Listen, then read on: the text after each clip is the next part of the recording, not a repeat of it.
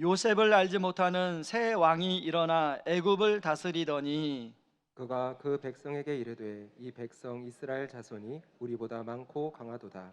자, 우리가 그들에게 대하여 지혜롭게 하자. 두렵건대 그들이 더 많게 되면 전쟁이 일어날 때 우리 대적과 합하여 우리와 싸우고 이 땅에서 나갈까 하노라 하고.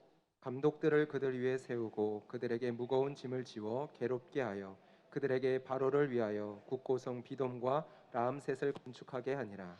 그러나 학대를 받을수록 더욱 번성하여 퍼져나가니 애굽 사람이 이스라엘 자손으로 말미암아 근심하여 이스라엘 자손에게 이를 엄하게 시켜 어려운 노동으로 그들의 생활을 괴롭게 하니 곧 흙 이기기와 벽돌 굽기와 농사의 여러 가지 일이라. 그 시키는 일이 모두 엄하였더라. 애굽 왕이 히브리 산파 십부라라 하는 사람과 부하라 하는 사람에게 말하여 이르되 너희는 히브리 여인을 위하여 해산을 도울 때에 그 자리를 살펴서 아들이거든 그를 죽이고 딸이거든 살려두라. 그러나 산파들이 하나님을 두려워하여 애굽 왕의 명령을 어기고 남자 아이들을 살린지라. 애굽 왕이 산파를 불러 그들에게 이르되 너희가 어찌하여 이같이 남자 아기들을 살렸느냐. 산파가 바로에게 대답하되 히브리 여인은 애굽 여인과 같지 아니하고 건장하여 산파가 그들에게 이르기 전에 해산하였더이다 하매 하나님이 그 산파들에게 은혜를 베푸시니 그 백성은 번성하고 매우 강해지니라. 그 산파들은 하나님을 경외하였으므로 하나님이 그들의 집안을 흥왕하게 하신지라. 그러므로 바로가 그의 모든 백성에게 명령하여 이르되 아들이 태어나거든 너희는 그를 나일강에 던지고 딸이거든 살려두라 하였더라. 아멘. 모든 사람 안에는 근심 걱정 없이 평안하게 살아가고 싶어하는 그런 마음의 소원이 있습니다.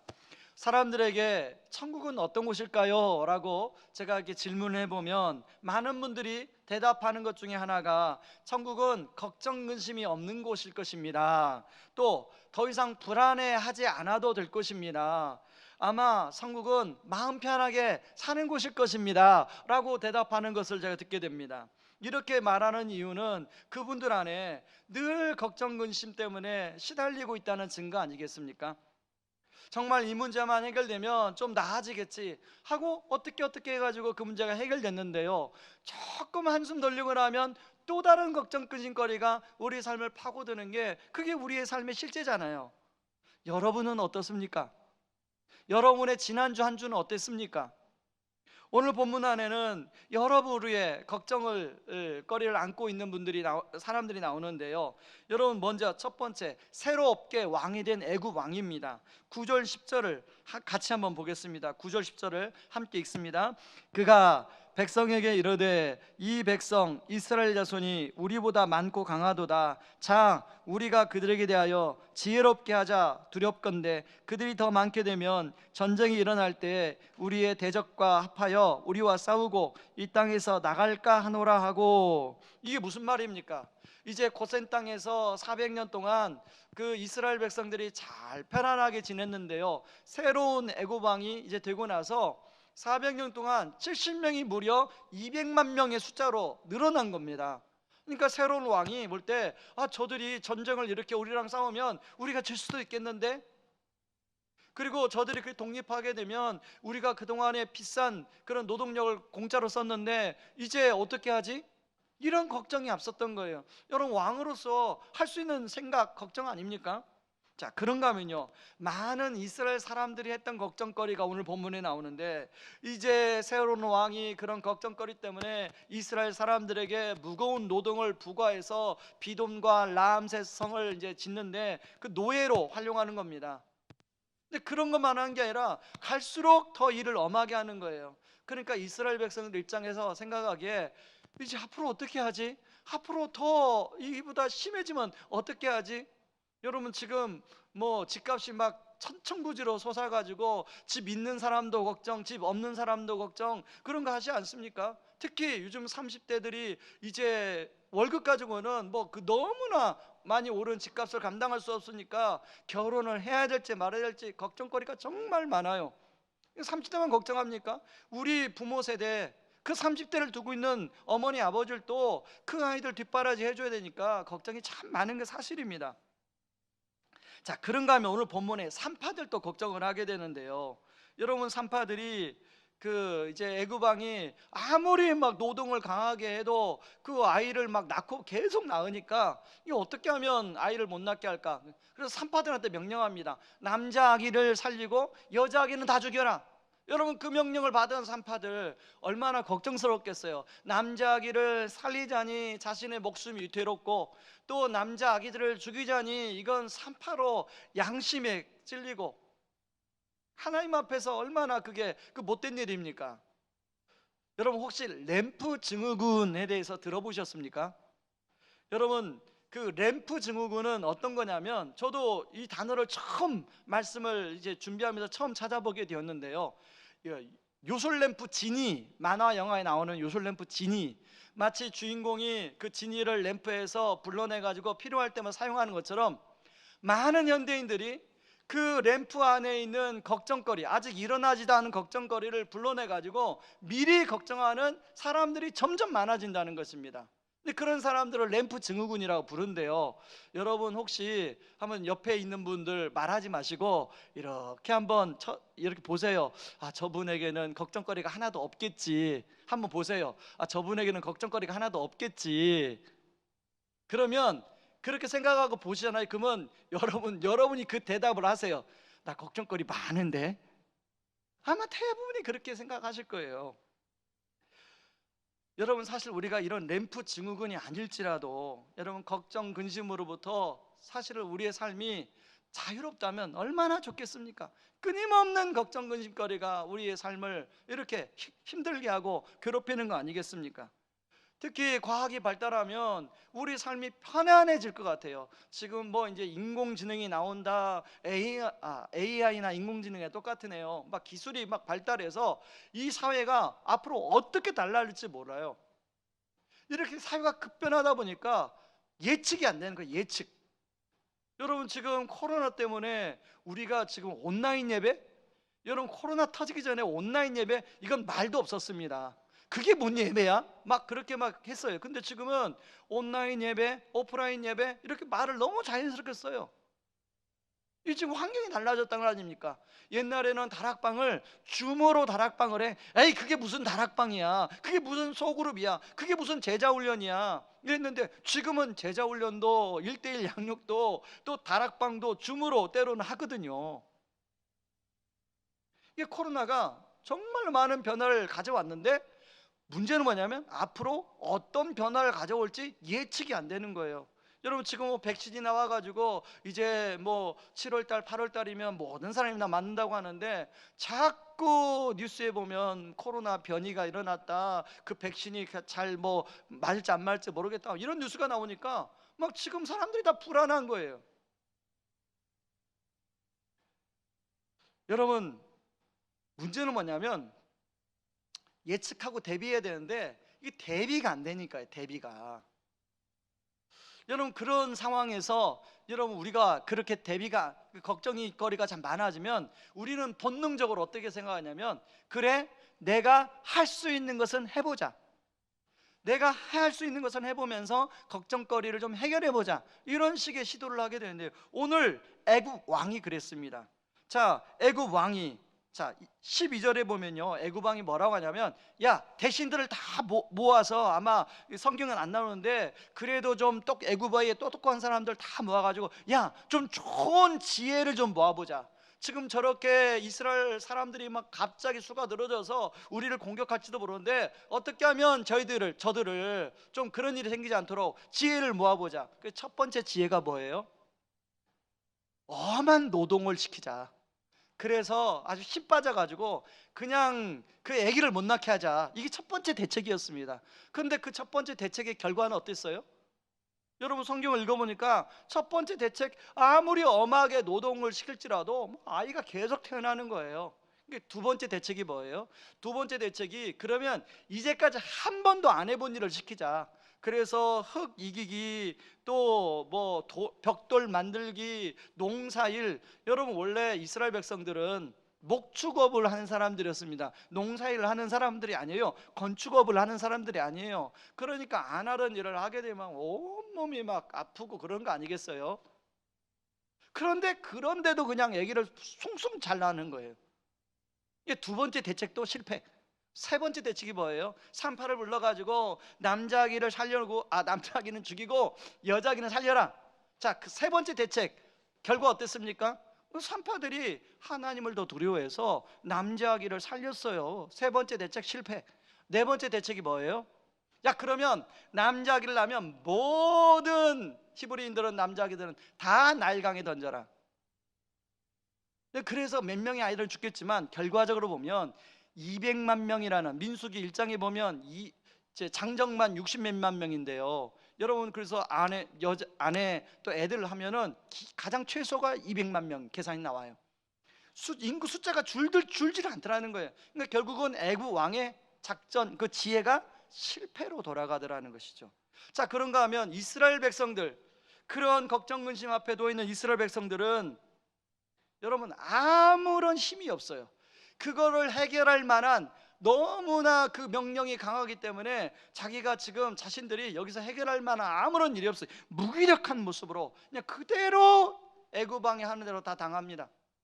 여러분, 우리가 어떤 걱정 건식거리만 하면 두 가지 반응이, 하나는 막 내가 인간적으로 해결하려고 막 해결하다가 한계에 부딪히거나, 아니면 어떻게 해볼 수 없어서 무기력하게 대응하는 모습이, 그게 바로 우리의 모습이라는 것이죠. 자, 그런데 여러분, 다르게 반응하는 한 부류의 사람이 나오는데 17절 한번 보시기 바랍니다. 여러분, 산파들은 다르게 반응했어요. 17절 말씀 같이 읽습니다. 그러나 산파들이 하나님을 두려워하여 애굽 왕의 명령을 어기고 남자 아기들을 살린지라. 여러분, 자, 이 히브리 산파들은 애굽 왕의 명령보다 하나님을 더 두려워하여 남자 아기들을 죽이지 않고 살렸어요. 저는 이 산파들의 입장에서 여러분 그런 생각을 하다가 남자 아기를 살려야겠다, 이런 생각의 결론에 도달하는 과정 속에서, 야, 남자 아기를 살리면 분명히 애굽 왕이 우리를 소환해 가지고 고문도 하고 취조도 하고 그리고 막 신문을 하게 될 텐데 어떻게 하지? 우리가 죽을 수도 있는데 어떻게 하지? 아마 이런 생각했겠죠. 그러면서 저는 산파들이 남자아기를 살리겠다라고 결정을 하기까지는 에스더서에 나오는 죽으면 죽으리라는 각오로 남자아기들을 살리지 않았을까 하는 생각을 해보게 되었습니다. 아마 이제 애굽 왕이 그렇지 않아도 이제 소환 명령이 떨어집니다. 그 전날 잠이 왔겠어요? 애굽 왕의 소환 명령을 받고 이 산파들이 그 전날 잠을 잤겠습니까? 잠이 안 왔을 거예요. 자, 그런데 19절에 보니까요, 이 산파들이 아주 담대하게 바로 왕 앞에서 이야기합니다. 저는 이 19절 보면서, 야, 진정한 용기가 이런 것이다. 용기란 단어는 여기다 사용하는 것이 아니라 이게 진짜 용기다. 요즘에 그 TV에 보니까 그 남자들이 강철 부대 이런 프로그램 엄청 많이 보더라고요. 그 요즘에 막 20대 젊은이들이 막 그런 프로그램 보고 막 자기도 막 해병대를 가겠다, 막 특수부대를 가겠다, 막 그런 애들이 너무 많아요. 저희 집에도 그런 애가 있습니다. 지금 말려줘 주세요. 이걸 안 들어야 될 텐데, 그렇죠? 자, 여러분, 이 산파들이야말로 그게 진짜 용기예요, 용기.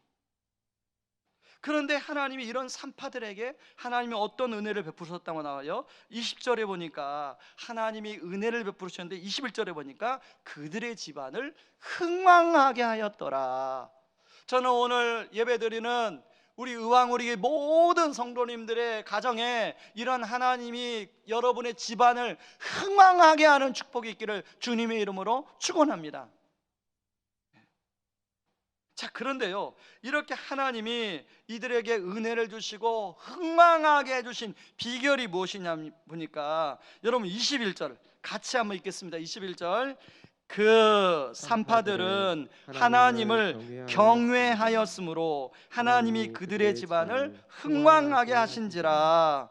여러분, 이 경외라는 말은 17절에 나오는 하나님을 두려워하다라는 것과 같은 말이에요. 원어로, 히브리어로 야레라는 말인데, 다시 말해서 산파들은 애굽 왕보다 하나님을 더 두려워했는데, 왜 그랬냐면 하나님을 경외했기 때문이라는 거죠. 여러분, 경외는 다른 거 아니에요. 하나님을 향한 두려움, 이게 경외입니다. 바로 하나님을 더 두려워하면, 하나님을 경외하면 다른 두려워하는 것들로부터 자유로울 수 있다는 거예요. 그것들을 극복할 수 있다는 거예요. 여러분, 바로 오늘 이 산파들의 모습을 통해서 우리가 뭘 배울 수 있습니까? 우리도 하나님을 향한 경외심을 회복하게 되면 우리를 두르고 있는 수많은 걱정, 근심거리들을 회복하고 참된 평안을 누릴 수 있게 된다는 것입니다. 저는 거꾸로, 왜 이렇게 현대인들의 걱정, 근심이 많을까? 그것은 거꾸로 하나님에 대한 경외심을 갖지 않기 때문이다, 그런 생각을 해보게 되었습니다. 그래서 복음 중심학자 폴 트립은 그의 책 경외라는 책에서 사람들이 하나님을 경외하지 않는 것이 아니라 경외심을 도난당했다라고 표현을 씁니다. 저는 이 표현이 참 맞다는 생각을 했는데, 여러분, 이 책에 보면 하나님이 사람을 지으실 때 창조주 하나님에 대한 경외할 수 있는 DNA를 심어놨다는 거예요. 예를 들면 여러분, 창조주 하나님 만든 이 아름다운 꽃을 보면 우리는 와, 너무 아름답다, 너무 예쁘다, 이런 생각을 당연히 갖게 되는 것처럼, 여러분, 이 꽃도 이렇게 예쁜데 이 꽃을 만든 그분은 얼마나 위대하고 아름답겠어요. 이 우리가 만든 이런 벚꽃이나 개나리나 또 제가 아는 꽃이 그거밖에 없네요. 아무튼 그런 꽃들을 보면서 막 우리가 다 너무너무 예쁘다 막 이렇게 하는데, 그런 꽃을 제가 아는 건 두 가지밖에 없지만 수십 종류의, 수만 종류의 꽃을 만드신 하나님은 얼마나 위대하시겠어요. 그런 위대함을 느끼는, 그런 하나님을 향한 경외하는 마음을 우리 안에 심어놨다는 거예요. 그런데 사단이 속임수로 해서, 야, 뭐 하나님을 주인으로 삼아, 그 네가 주인해. 그래서요, 사람들 안에 하나님을 몰아내고 자기 자신을 주인 삼게 만들었어요. 그런데 문제는, 여러분, 인간 스스로 주인이 되니까 자기 마음대로 할 수 있으니까 참 좋은 거 아닙니까? 내 마음대로 모든 거 하니까 참 좋아요. 근데 문제는 모든 걸 마음대로는 할 수 있는데 어떤 상황에서는 자기보다 훨씬 두려운 존재를 만난다는 거예요. 특히 지금처럼 상황이 급변하는 상황 속에서는 자기보다 훨씬 더 어렵고 힘든 문제를 만나는 거예요. 특히 젊은 날은 잘 모르지만 이제 나이가 들고 30, 40, 50, 60 이렇게 70 들어가면 자기가 어찌할 수 없는 수많은 어려움과 두려움의 문제를 만나게 된다는 거예요. 여러분, 그렇지 않습니까? 20대 때는요, 자신 있어요. 30대까지만 해도 뭔가 내 힘으로 할 수 있던 것 같아요. 저는 군대 제대할 때 그 자신감을 제가 지금도 기억합니다. 제대하는 날이요, 내가 세상에 못할 게 없겠더라고요. 못할 게 없겠어요. 두려운 게 없어요. 자신이 있더라고요. 근데 인생을 살아가면서 막 자신감이 무너지고 그런 일들 겪다 보니까 내 자신이 별거 아니구나.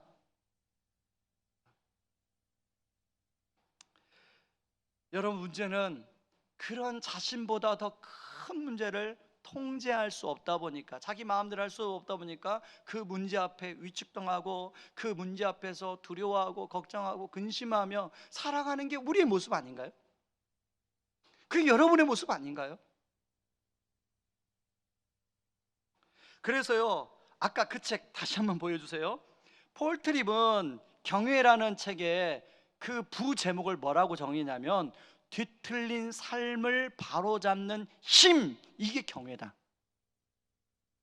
우리 안에 이 뒤틀려진 잘못된 것을 바로 잡으면, 이 경외심만 회복하면 모든 것이 바로 잡히게 된다는 것이죠. 저는 오늘 예배드리는 모든 성도님들 안에, 여러분 안에 뒤틀려져서 여러분이 힘들게 하고 여러분을 괴롭게 하는 모든 것들이 이 경외심을 회복함으로 말미암아 제 자리로 다 돌아가는 그런 은혜가 있기를 주의 이름으로 축원합니다. 자, 그런데요, 여러분, 우리가 결심한다고, 우리가 각오한다고 이 경외심이 회복이 되는 게 아니라는 거예요. 여러분, 이 하나님을 향한 경외심을 회복하려면 우리 하나님과 우리 사이에 맡고 있는 죄 문제가 해결이 되어야 되는데요, 바로 그것을 예수님이 해결해 주셨어요. 여러분 히브리서 10장 19절 20절을 같이 한번 보실래요? 여러분 굉장히 중요한 말씀입니다. 히브리서 10장 19절 20절 말씀 같이 읽습니다. 그러므로 형제 자매 여러분, 우리는 예수의 피를 힘입어서 담대하게 지성소에 들어가게 되었습니다. 예수께서는 휘장을 뚫고 우리에게 새로운 살 길을 열어 주셨습니다. 그런데 그 휘장은 곧 그의 육체입니다.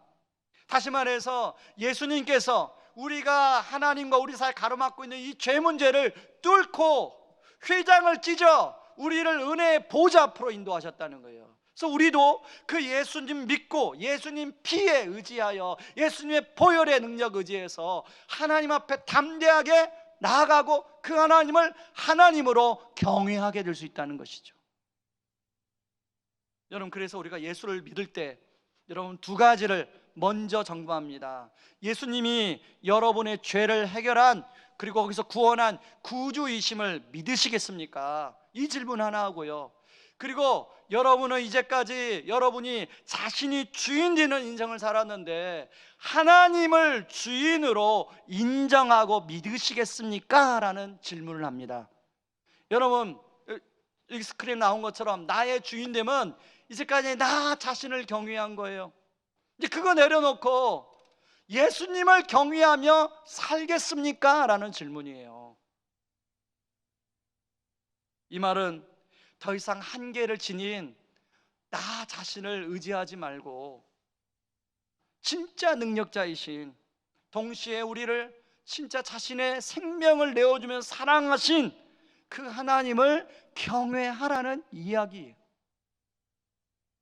이렇게 하나님에 대한 경외심을 회복할 때 여러분 우리의 삶에는 내적, 외적의 두 가지 변화가 일어나는데요, 내적으로는 우리가 근심하고 걱정하는 모든 문제를 진짜 능력자 되시는 하나님께 내어 맡겨드릴 수 있습니다. 그리고 두 번째는 외적으로는 그 대상보다 하나님이, 우리가 두려워하고 걱정하고 근심하는 대상보다 하나님이 훨씬 더 능력자이기 때문에, 그 하나님이 우리 뒤를 바치고 있기 때문에 그 문제 앞에 담대하게 나갈 수 있는 용기가 생긴다는 것이죠. 여러분, 그런데 우리가 꼭 알아야 할 사실이, 여러분 이미 예수를 구주와 주님으로 믿는 사람도 경외심, 마음 안에서 끊임없이 경외심의 전쟁이 일어나고 있다는 사실을 우리가 인정을 합니다. 최근에 이런 경외심 전쟁 속에서 하나님을 경외하기로 작정한 한 성도님이 있어서 그 성도님에게 제가 글을 좀 부탁했어요. 그랬더니 그 성도님이 어젯밤에 저에게 글을 보내주셨습니다. 제가 한번 읽어드리겠습니다. 저는 22년째 참 안정된 직장을 다니다가 얼마 전에 갑작스럽게 직장을 그만두게 되었습니다. 그러나 저는 무엇이든지 자신이 있었습니다. 저 정도의 경험과 능력이 있으면 금방 다른 곳에서 저를 불러줄 거라고 생각했습니다. 그리고 대학원 교수님조차도 책임지고 더 좋은 직장으로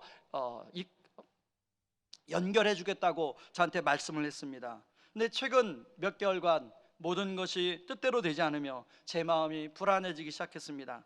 그리고 믿었던 사람에 대한 실망, 그리고 제 자신에 대한 절망, 앞으로 이런 상황에서 이 가정을 어떻게 이끌까 하는 책임감이 저를 굉장히 조급하게 만들었습니다. 그로 인해 너무 스트레스를 받아 건강검진에서 심한 당뇨, 고혈압 결과를 받게 되었습니다. 그래도 무엇이라도 가정을 위해서 해야 될 것 같아 평상시 목공에 관심이 있어서 동네 간판집에서 단순 노동 일을 하기 시작했습니다. 그러나 안 해본 일인지라 고된 육체 노동으로 몸은 만신창이가 되었습니다.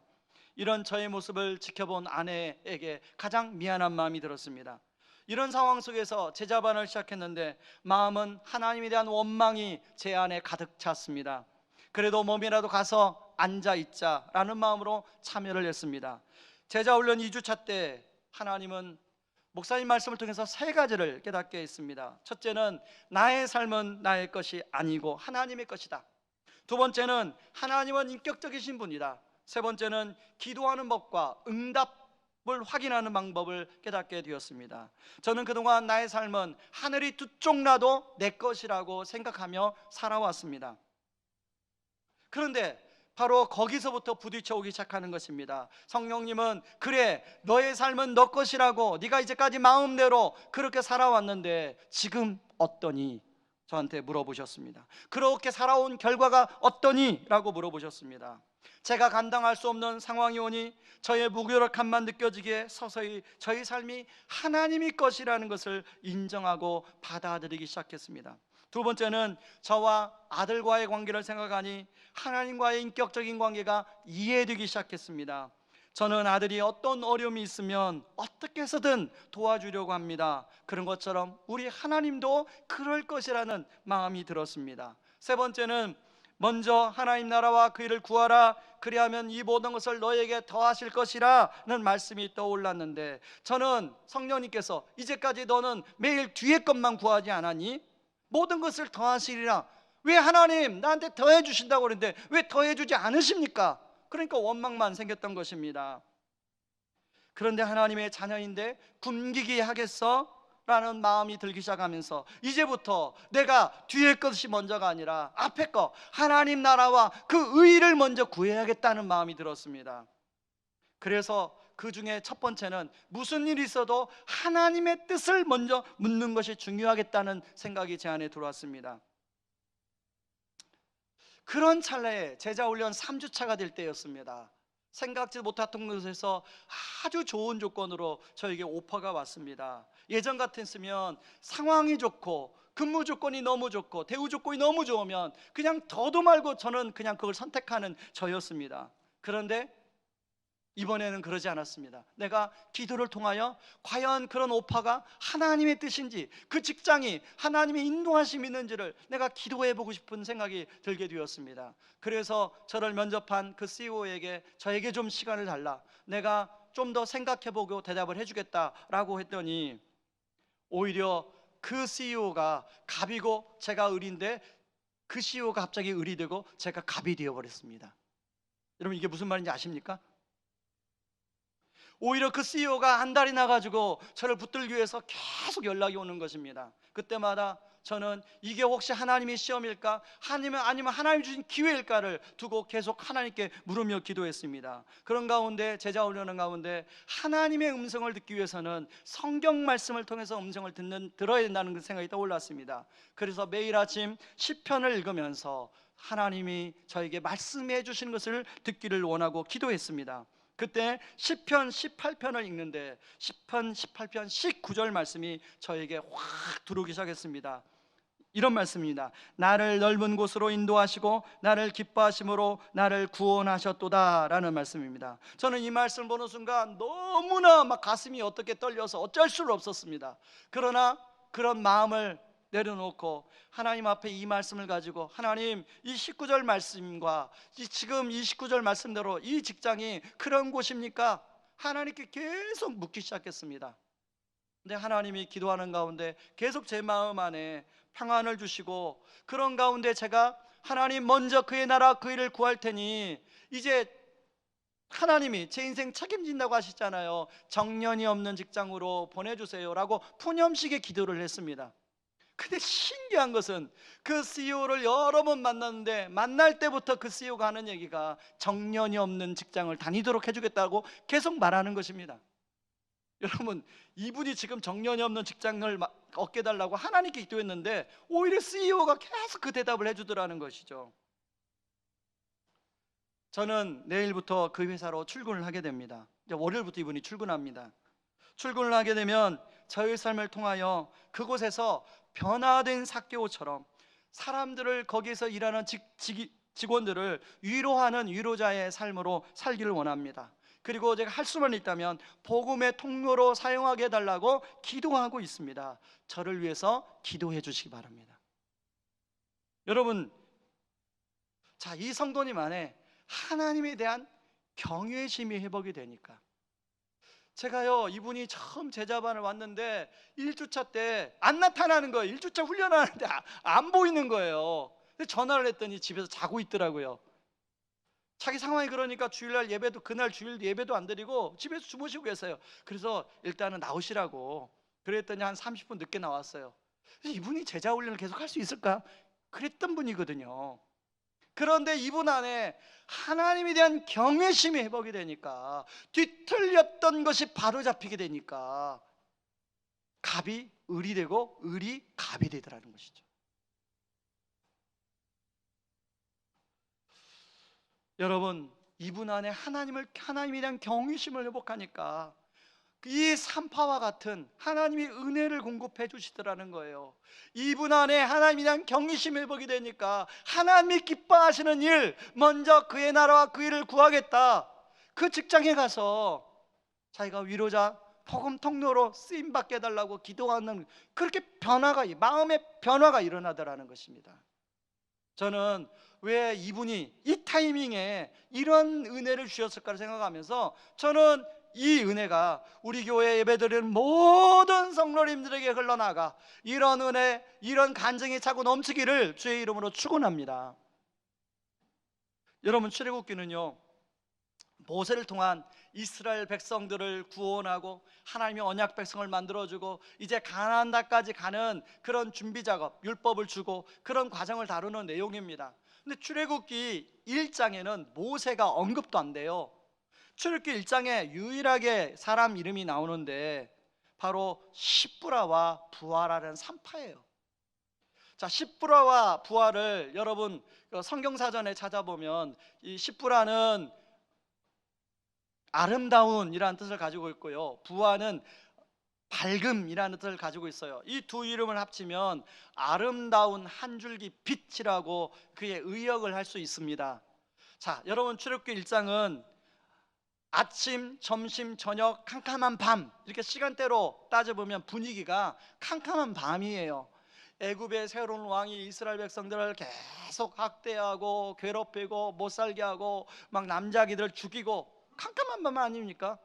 근데 그 캄캄한 밤에 유일한 빛이 이 십브라와 부하를 통과하여 지금 어디를 비추고 있냐면 출애굽기 2장에 나오는 모세를 비추고 있어요. 그리고 이 빛은 거기서 끝나지 않고 모세를 통해서 많은 사람들이 살아나요. 많은 사람들이 구원받아요. 그리고 이 빛은 신구약을 통과해서 신약의 예수 그리스도를 비추고 있고요, 지금 이 시대, 우리가 살고 있는 시대를 통과해서 다시 오실 예수님을 비추고 있습니다. 여러분, 예수님은 우리에게 너희는 세상의 빛이라 말씀하셨어요. 그 말씀은 우리 주변에 어두움이 참 많다는 거예요. 아직까지 그런 어두움 가운데 인생길을 방황하며 헤매는 사람들이 정말 많다는 거예요. 여러분, 저는 저와 여러분을 통하여 그 빛이, 예수 그리스도의 빛이 그 영혼들에게 비춰 그 영혼들이 여러분을 통하여 살아나는 그런 역사가 있기를 주님의 이름으로 축원합니다. 이 시간에 같이 우리 찬양하고 기도할 텐데요, 제가 이 말씀을 준비하면서 하나님, 우리 성도님들이 너무 힘든데, 너무 걱정 근심이 참 많은데 하나님 정말 위로할 만한 찬양을 좀 저한테 떠오르게 해주십시오. 계속 기도하는데요, 오늘 새벽 하나님이 이 찬양을 떠오르겠습니다. 주님 나를 부르시니. 우리 오래전에 불렀던 찬양인데요, 이 시간에 같이 이 찬양을 부르면서 여러분 마음을 담아, 여러분 온 힘을 담아 하나님을 경외하는 마음으로 이 찬양 올려드리겠습니다.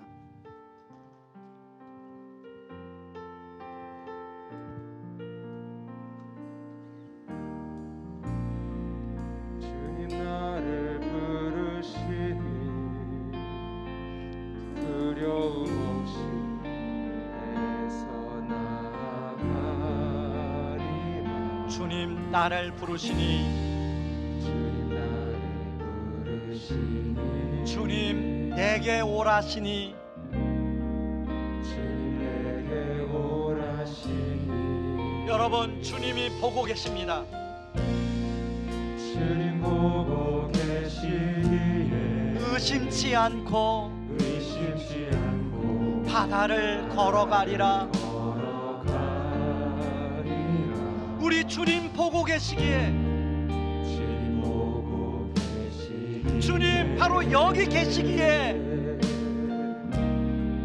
주님 여기 계시기에 주님 여기 계시기에 주님 여기 계시기에 이 깊은 바다가 반석이 되고 바다가 반석이 되고 주님 여기 계시기에 주님 여기 계시기에 반석 위를 내가 걸어가리라. 내가 걸어가리라.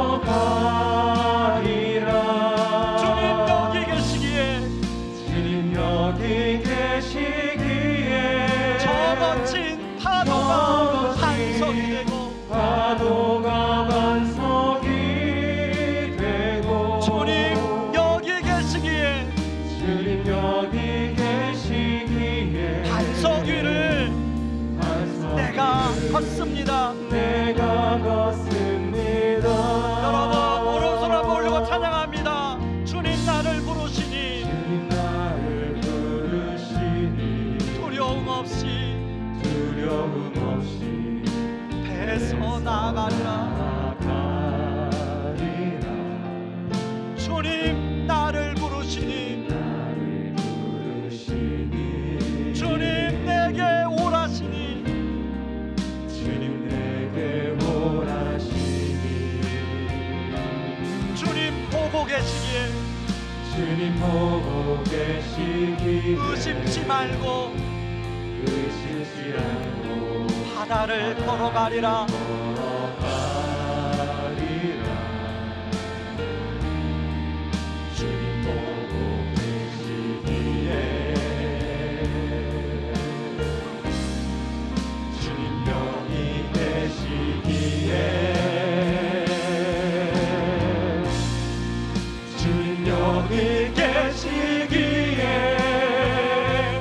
이 깊은 바다가 반석이 되고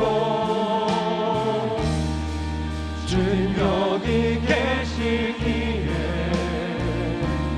반석이를 내가 걸어가리라. 주님 여기 계시기에 저거친 파도가 반석이 되고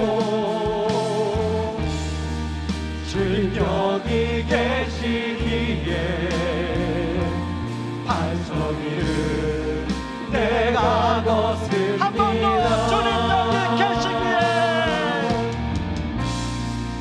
주님 여기 계시기에 이 깊은 바다가 반석이 되고 주님 여기 계시기에 반석이를 내가 걸어가리라. 주님 여기 계시기에 저거친 파도가 반석이 되고 주님 여기 계시기에 반석이를 내가 걷습니다. 주님은 나의 산성 주님은 나의 요새 주님은 나의 소망 나의 힘이 되신 우리 손 들어 찬양합니다. 주님은 나의 산성 주님은 나의 요새 주님은 나의 소망 나의 힘이 되신 여호와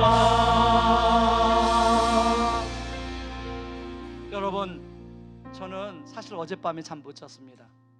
어떤 근심의 문제가 저를 너무나 짓누르는 거예요. 근데 여러분, 저만 그럴까요? 여러분 그렇지 않습니까? 오늘 이 아침에 새벽에 일어나서 하나님이 이 찬양을 주시는데 여러 번 이 찬양을 들었어요. 걸어오면서 이 찬양을 들었어요. 주님 여기 계시기에. 그리고 주님은 나의 산성인데, 주님은 나의 반석인데, 여러분, 우리가 그 걱정 근심 끊임없이 있습니다. 그런데 우리 안에 경외심을 회복하면, 하나님을 향한 경외심이 회복이 되면 그 걱정 근심은 작아져요. 그 문제는 작아져요. 그리고 그걸 하나님께 아뢰게 되면 하나님께서 그 문제를 또 풀어가세요. 이 시간에 하나님, 나도 히브리 산파들처럼 하나님을 향한 경외심이 회복되게 하여 주시옵소서. 그래서 그 문제 앞에 담대하게 나가게 하여 주시옵소서. 하나님, 나를 복음의 통로로 사용하여 주시옵소서. 우리 같이 한번 기도하며 나갑니다. 기도하겠습니다. 고마우신 하나님 아버지, 고맙고 감사합니다. 아버지 하나님, 우리는 아버지 하나님, 늘 걱정 내 문제가 아버지 우리를 짓누를 때가 많이 있습니다. 아버지, 때로는 것 때문에 아버지 잠을 못 자고 아버지 눈쪽이고 아버지 그것이 혹시 어떻게 될까봐 염려 가운데 있습니다. 그러나 아버지, 하나님을 향한 경외심이 보이는데 아버지 하나님을 향한 아버지 경외심을 들게 이 모든 것들이 벗겨지고 있습니다. 아버지, 주님이 바로 여기 계십니다. 아버지, 주님이 우리를 보고 계십니다. 아버지, 그렇기 때문에 아버지 담대히 나아갈 수 있는 것 아니겠습니까? 아버지, 저에게도 그런 담대함을 허락하여 주시옵소서. 우리 성도님들에게도 그런 담대함을 허락하여 주시옵소서. 하나님 아버지, 아버지, 우리를 복음의 통로로 사용하여 주시옵소서. 아버지 하나님, 우리에게 아버지, 이 근걱정 많은 어두운 세상에 아버지 복음의 빛을 비추는 아버지 그런 복음의 빛으로 저를 사용하여 주시고 우리 성도님을 사용하여 주시고 교회를 사용하여 주시옵소서. 하나님 아버지, 그래서 아버지 하나님, 아까운 그런 우리 성도님들 아버지 간증들이 곳곳에서 일어나길 원합니다. 아버지 하나님, 아버지 주님의 이름이 아버지 높아지는 일이 일어나길 원합니다. 하나님 아버지, 그 은혜를 아버지를 통하여 허락하여 주시옵소서. 하나님 도와 주시옵소서.